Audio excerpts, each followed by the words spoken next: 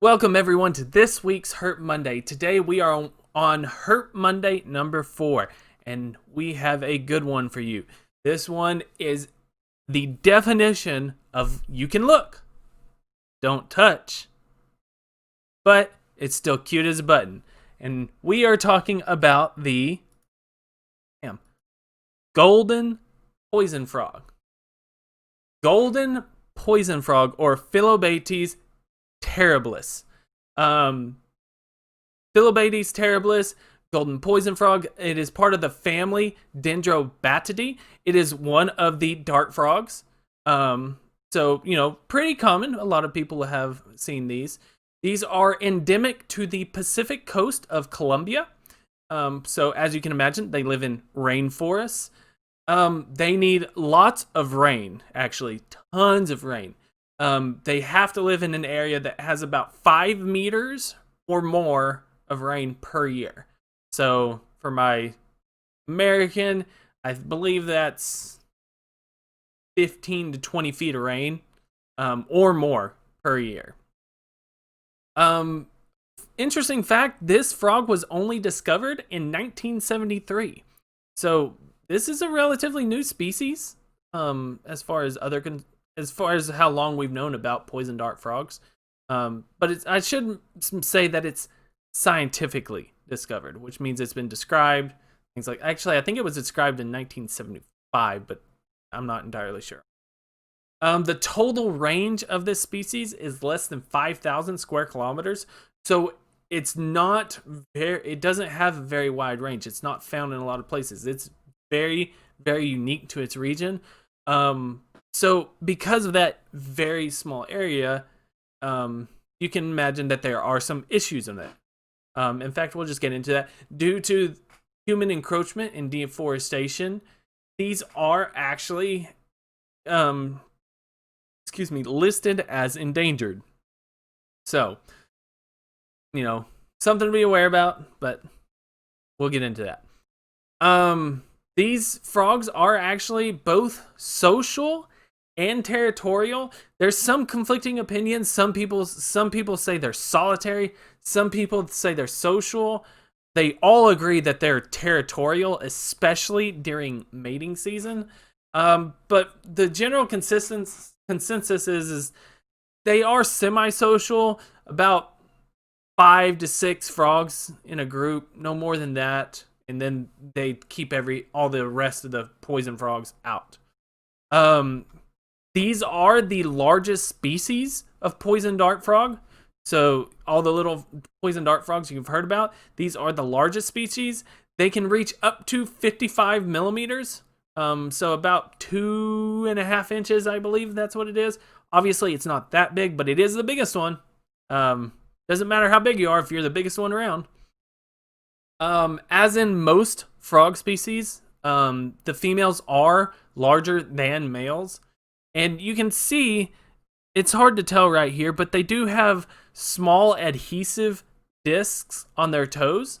That helps them to climb up plants and trees.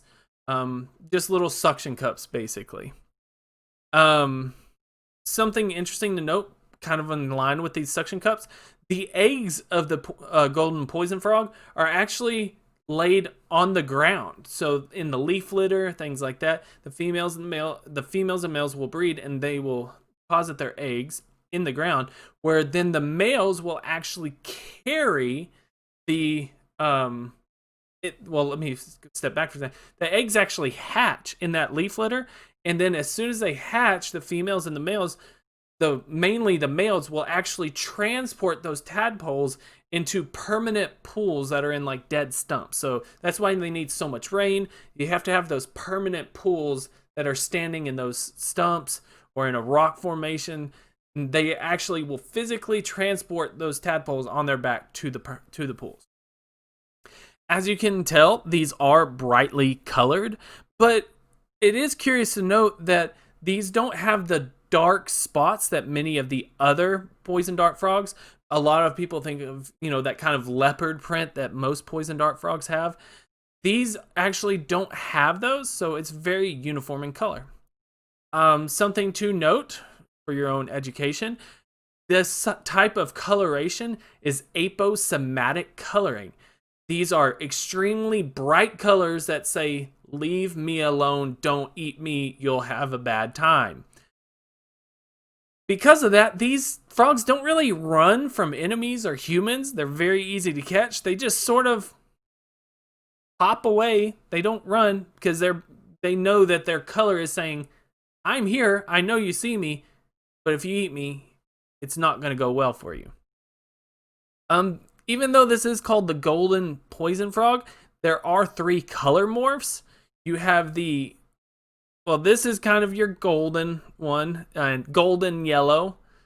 This is a bright yellow one. This is more your orange morph, but then you have the green morph. The green is your more common one, and the green morph is usually a little bit bigger, but there's not much difference.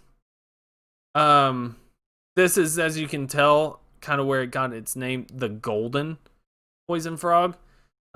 Definitely has that kind of very bright yellow. These eat in the wild a lot of ants. They'll eat other insects, but they eat a ton of ants in the wild. However, in captivity, and make no mistakes, these are very, very common in the pet trade and in zoos and things like that. Captive feeding is easy. They apparently take to any sort of frog pre-made food. Apparently, they're no problem whatsoever to feed in captivity. Now, to get to what everyone really cares about, the poison. The golden poison frog, is the most poisonous frog species in the world. Incredibly poisonous. The poison itself is, what it does is the poison prevents the nerves from transmitting impulses. So it is a neurotoxin. And because those impulses are not firing anymore, that causes those muscles, when they contract, to stay in a permanent state, or not a permanent, but an inactive state of contraction, meaning it's just held. So this is what leads to the deaths. It leads to heart failure. So basically what happens is the toxin gets in your blood and your heart contracts for the final time, but the poison does not allow those nerves to fire to allow for the relaxation. As far as how toxic these are, to give you an example, 1 milligram of the poison of this frog will kill 10,000 mice. That's good, Ping. What does that mean to me? Well, 10,000 mice is equal to somewhere between 10 and 20 humans. Wow, that seems like a lot. 1 milligram, and this is the final level of toxicity. 1 milligram will kill 2 full-grown African bull elephants. So, to answer your question, Tavi, no, don't lick it. It doesn't matter how much you get from licking it, you would die. Don't lick it. Unless, and here's where we get to something interesting, this is a food-based toxin. So they get their toxins, they get this poison that they create from what they eat. So because of that, the insect where they get this toxin from, which is not known yet, the insect may be the most poisonous creature on the planet, on Earth. So now you get one in captivity that doesn't have those. These are perfectly safe to the touch.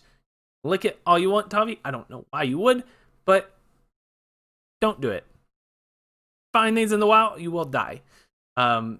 It's, you're talking about 1/10 of a milligram, a microgram. No, not a microgram. No, it would be yes, it would be 1 microgram would kill a human, full-grown human, and that's not counting someone short like you, Tavi. You probably only need like a fifth of what a normal person would need. By the way, YouTube, Tavi is very short. Now, This is the type of toxin that this is a very rare toxin. It is only found in these 3 species, the 3 Phyllobates. It's found also in a few birds in Papua New Guinea, and then 4 beetle species. It's very, very weird, the distribution that this poison pops up in the world. It doesn't make sense to me. Something is going on, but it's not that common, obviously. But, alright guys, thank you so much for coming in. I really appreciate it, and I hope to see you again. If I don't, please be safe. Have a great day. Listen, guys, take care of yourselves. Take care of your loved ones. Please leave a like, comment, and subscribe. If you do, I would really appreciate it. Please give me a comment what you would like to see me do next Herp Monday. This list is very short. I'd like to kind of go amphibian, turtle, snake, and then kind of keep on going that sort of route, because I was about to say frog, but then I realized. So next week we do have an amphibian, and I do have one in mind, but I don't have a lot of them. But clue to next week's amphibian, this amphibian gave me my most painful bite. Think of that. But alright guys, thanks so much again. I really appreciate it, and peace.